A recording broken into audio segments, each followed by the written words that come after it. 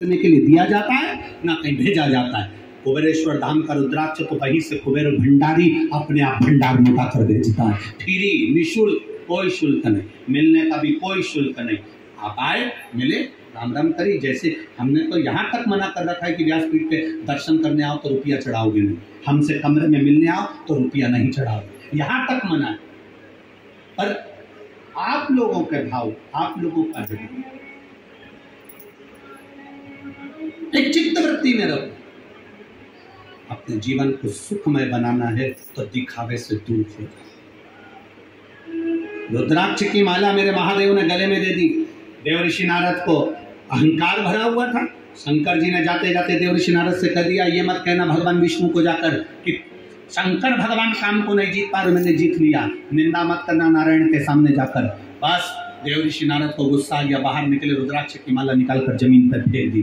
नंदी निकल कर आ रहे थे, उन्होंने वो माला उठा ली। प्रभु से कहा, बाबा ये तो आपके गले की है। भगवान बोले, मैंने ये माला तो नारद जी को दी थी, तुझे कहाँ मिल गई? जमीन पर पड़ी थी। एक रुद्राक्ष के महत्व को जो जान गया, एक रुद्राक्ष के जल के महत्व को जो जान गया, दुनिया का वो व्यक्ति एक बार पहचान गया कि शिवहर का रुद्राक्ष क्या होता है, कुबेरेश्वर धाम का रुद्राक्ष क्या होता है, कुबेर की भूमि का वो रुद्राक्ष का आखिर महत्व क्या होता है। जो जान गया उसने अपने जीवन में उतार लिया कि वो रुद्राक्ष है क्या।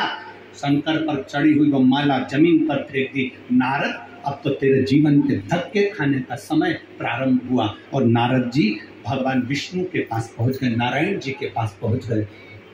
भगवान ने नारद जी को देखा। नारद जी उठते से बोले भगवान को प्रणाम करके, प्रभु जिस कामदेव को स्वयं शंकर जी नहीं जीत पाए, उस कामदेव को मैंने जीता है। शंकर भगवान की निंदा नारायण ने सुन ली, आंख से आंसू बह गए।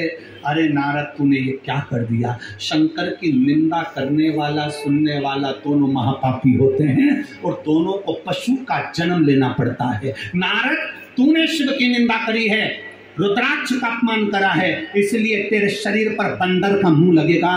और नारायण कर रहे हैं, मैंने शंकर की निंदा सुनी है, इसलिए मुझे घोड़े का मुंह लगेगा, मुझे घोड़े का मुख लगेगा, क्योंकि मैंने शिव की निंदा सुनी है। कभी शिव भक्ता, शंकर की आराधना करने वाला, शिव स्मरण करने वाला, शंकर की भक्ति में डूबने वाला, शंकर का गुणगान करने वाला, शिव स्मरण में कोई लगा हो, उसकी कभी निंदा मत करिए। निंदा करने वाला और सुनने वाला महापापी हो जाता है, महापापी की गिनती। शिव तत्व को जाने नारद जी गए। आगे वर्णन आया है, सुंदर आनंद